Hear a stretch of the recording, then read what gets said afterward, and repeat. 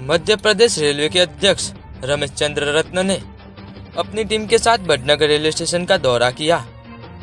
Railway station के waiting room में सोमाबाई मोदी ने मंत्री रमेश चंद्र रत्न के साथ साथ सामाजिक नेताओं के साथ रेलवे स्टेशन पर चर्चा की। रमेश चंद्र रत्न के साथ एडीआरएम साहेब अनंत कुमार, लाल मणिपाल, यतीन्द्र सिंह सदस्य, संजीव नारायण देसाई सदस्य, गुलाब सिंह टिकरिया सदस्य, बबीता परमार सदस्य, कौशल पी दौरा भी किया। उन्होंने कहा कि प्रधानमंत्री नरेंद्र भाई मोदी ने इस धरती पर जन्म लेकर देश को प्रसिद्ध किया है। मुझे इस धरती पर आने पर गर्व है। रमेश चंद्र रत्न को बड़नगर अनुसूचित जाति के लोगों ने बाबा साहब का फोटो देकर सम्मानित किया। Ramesh Chandra Ratna, chairman passenger service committee, railway board, rail मंत्रालय, भारत सरकार, दिल्ली से चलकर अपनी 5 सदस्यीय टीम के साथ और अपने प्रोटोकॉल अपना एडीआरएम महोदय और संबंधित अधिकारियों के साथ बड़नगर यशस्वी प्रधानमंत्री माननीय मोदी जी के उस जन्म स्थली में आया हूँ जिन्होंने विश्व का एक प्रतीक बनकर के इतिहास रचा है।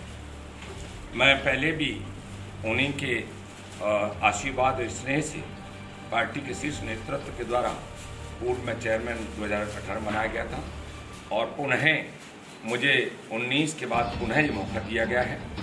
24 सदस्यीय टीम है मेरी और 4 दिवसीय दौरे पर, गुजरात के दौरे पर आए हैं। तो बड़ोदरा हमने किया। बड़ोदरा का इंस्पेक्शन करने के साथ वहाँ यात्री सुखद आनंद लेते हुए गंतव्य स्थान पर पहुँचे। यात्रियों को चूंकि रेल देशाटन का सर्वोत्कृष्ट माध्यम है और यातायात के साधन के लिए हमारा दायित्व है कि हम यातायात का प्लेटफार्म, स्टेशन और ट्रेन भी उसमें खान पान हो, जाना हो, सुरक्षा हो, संरक्षितता हो, इस सारी व्यवस्थाओं को मौके पर जा कर के उसका निरीक्षण ही नहीं करें, उसका प्रॉपर उसका सिस्टम है कि नहीं, उसे इम्प्लीमेंट कराएं। और यहाँ आ जा कर के हम गौरवान्वित महसूस कर रहे हैं। सर, आपकी आगे की प्लानिंग? आगे की प्लानिंग ये है कि भारतीय रेल जो 8,500 स्टेशन में जिस तरीके से बढ़ कर के आज आपको पता होना चाहिए कि कोरोना जैसी वैश्विक महामारी में भारतीय रेल ने अगर प्रॉपर तरीके से खाद्य सामग्री, रसद सामग्री, मेडिकल उपकरण, कोयला न पहुंचाया होता तो क्या हालत होती। और देश के सबसे प्रधानमंत्री मोदी जी ने अपने तरीके से एक विश्व में एक रिकॉर्ड कायम किया। पहले से जागरूकता करके उन्होंने नोडल ऑफिसर्स माननीय अमित शाह जी के माध्यम से स्टेट और रेलवे का नोडल ऑफिसर्स बना करके एक नया कार्य किया। और जिस समय श्रमिक लोग फंसे थे उस समय भी एक इतिहास रचने का कार्य किया।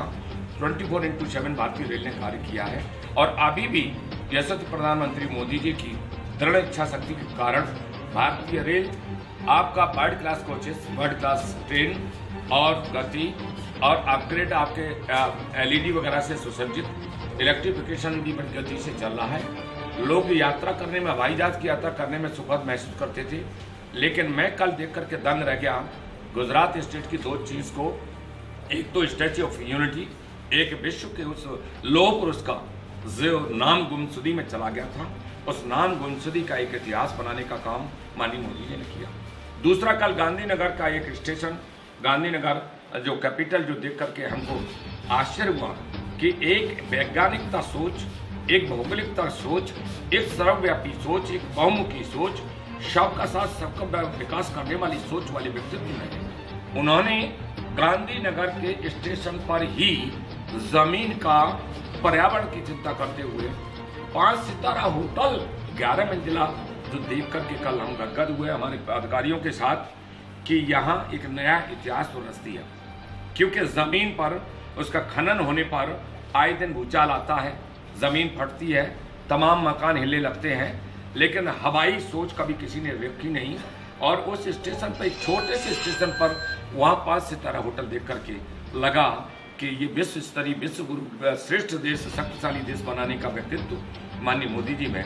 और आज हम गौरवान्वित हैं बड़े भाई साहब जिनका आशीर्वाद इसने उनको तो मिला ही, वो तो गौरवान्वित है ही हैं, लेकिन मैं भी इनका नमन करता हूँ, वंदन करता हूँ, अभिनंदन करता हूँ कि आज ऐसे व्यक्तित्व से हम लोगों को शक्ति देश को मिली है और ये जात पंथ धर्म से लोगों ने उजाड़ने का काम किया है। एक आपके माध्यम से एक और बात कहना चाहूँगा, मोदी जी जब विकास का पहिया है और जब विकास करने की बात आती है तो लोग कहते हैं कि रेल बेच दी, जब हवाई जहाज बेच दिया। अरे बेचने वाले लोग तो वो लोग थे, कांग्रेसी लोग थे, लेफ्टिस्ट थे, जिन्होंने देश बेच डाला, कुनबा राज बट कर रहा है, जिन्होंने संविधान, इस देश के संविधान लिखा भारत के लिए, संविधान बनाने वाले को 2.5 गज जमीन दिल्ली बनाई थी। मोदी ने पंच तीर्थ स्थल बनाने का काम किया। मोदी जी ने इन लोह पुरुष का नाम मतलब डुबो दिया था, लोह पुरुष को एक इतिहास बनाने का काम किया। आज ऐसा व्यक्तित्व मोदी जी जो दलितों के, पिछड़ों की, अकलियत की, किसानों की, युवाओं की सारी चिंता करते हो, ऐसा व्यक्ति जो जिसमें जात पंथ धर्म की चिंता न करे, ऐसा व्यक्ति जिसमें विषमता नाम की चीज ना हो। लेकिन लोग कहते हैं रेल बेच दी।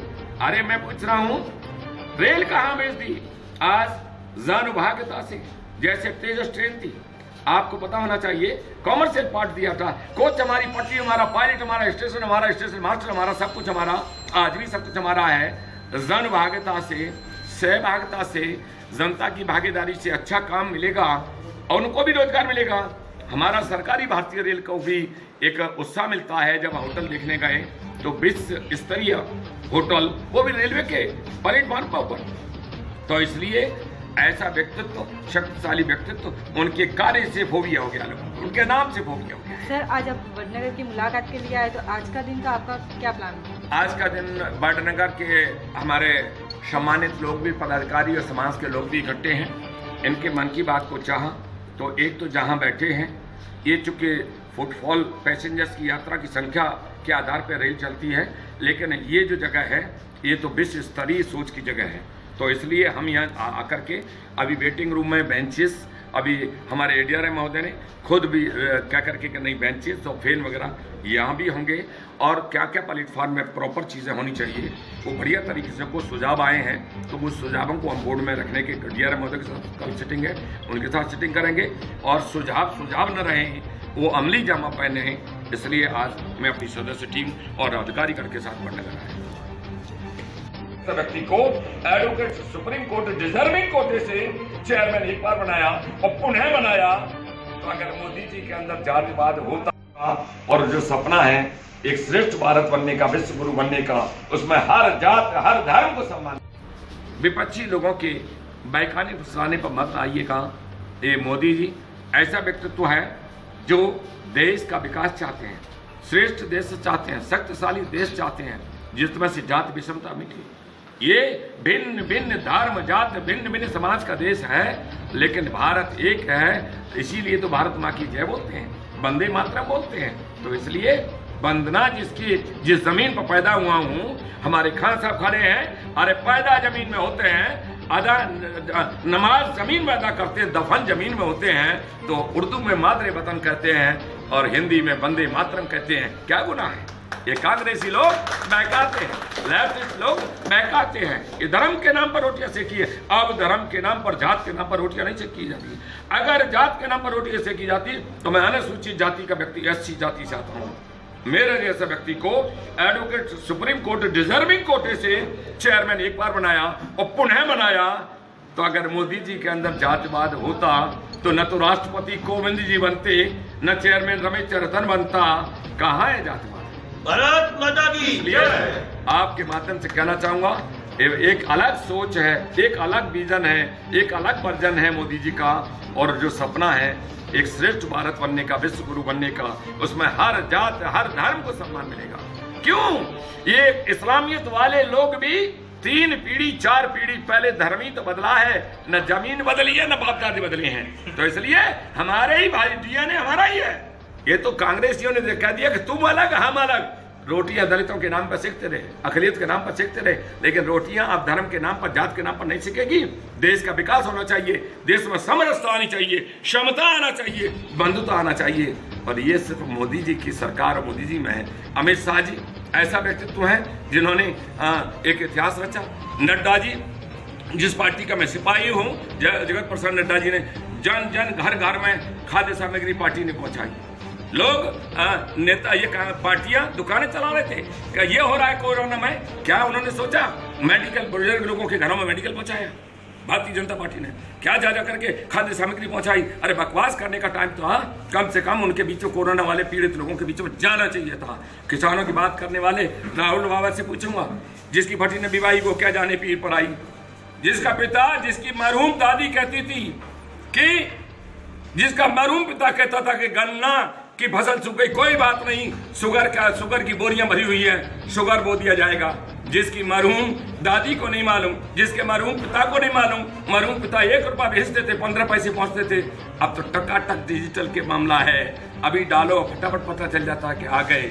तो इसलिए भ्रष्ट परिवारवाद की दुकान नहीं है, ये दुकान विकास की दुकान है, समरसता की दुकान है। मैं भी एक सिपाही हूँ, मेरी टीम भी इस सिपाही के रूप में लेकर के आए हैं और गौरवान्वित हैं। आपके चैनल के माध्यम से अपील है, देशवासियों, धर्म में, जाति में देश बहुत बट गया, देश के टुकड़े कर डाले, हिंदुस्तान पाकिस्तान कर डाला, अफगानिस्तान कर डाला। ये देश शक्तिशाली सोने की चिड़िया थी, अब वक्त आ गया है कि सोने की चिड़िया बने, विश्व गुरु बने, शक्तिशाली देश बने, हम सब मिल करके रहें। यही मेरी अपील है। भारतीय रेल देशाटन का सर्वोत्कृष्ट माध्यम है।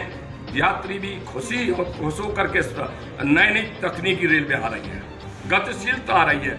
इन सब के साथ भारतीय रेल चलेगी। मेरी टीम भी निकल पड़ी है सेवाओं के लिए। सेवा करना मेरी टीम का, मेरा दायित्व है, निर्वहन करने के लिए हम आ पड़े हैं। लेकिन यात्री स्वच्छता अभियान भी राष्ट्रपिता महात्मा गांधी जी का सपना था। लाल किले के चीर से मोदी जी ने वो पताका फहराई और हम भी स्वच्छता अभियान की शपथ सभी जगह देने का काम कर रहे हैं। यहाँ भी योजना है। आपसे अपील करते हुए कि भारतीय रेल आप सबकी रेल है, स्वच्छता का कार्य आप सबका है, लेकिन कोई भी यात्रियों एक तो ट्रैक पास मत करिएगा। आपका जुर्माना तो आपसे लिया जा सकता है, लेकिन आपकी जिंदगी वापस नहीं आ सकती। स्वच्छता अभियान मानव जीवन को स्वच्छ रखता है। मानव जीवन स्वच्छ होगा तो शक्तिशाली बनेगा, स्वस्थ होगा तो देश भी विकसित होगा। इसलिए स्वच्छता अभियान को भी घर में, अपनों में, गली में, कूचे में, परिवार में, सब में फैलाना है और देश को बचाना है, बीमारियों ग्रसित होने से बचाना है, देश शक्तिशाली बनाना है। बहुत बहुत धन्यवाद। और यहाँ के क्षेत्रवासियों को आप बहुत गौरवान्वित हो, सौभाग्यशाली हो। एक महान विश्व के प्रतीक की जन्मस्थली में आप लोग रहने वाले हो और हमें भी गौरव हासिल हुआ है कि मैं टीम सहित इस गौरवान्वित जगह का नमन करने आया हूँ। मैं तो पहले भी आया था, लेकिन आज मैं अपने को सौभाग्यशाली करता हूँ, वंदन करता हूँ, अभिनंदन करता हूँ इस जमीन को कि जिस जमीन ने एक महान व्यक्तित्व पैदा किया। मैं बहुत बहुत धन्यवाद यहाँ के लोगों को, यहाँ के बीच में रह करके वो अपना देश और विश्व का एक प्रतीक बने। बहुत बहुत धन्यवाद आपके चैनल के माध्यम से।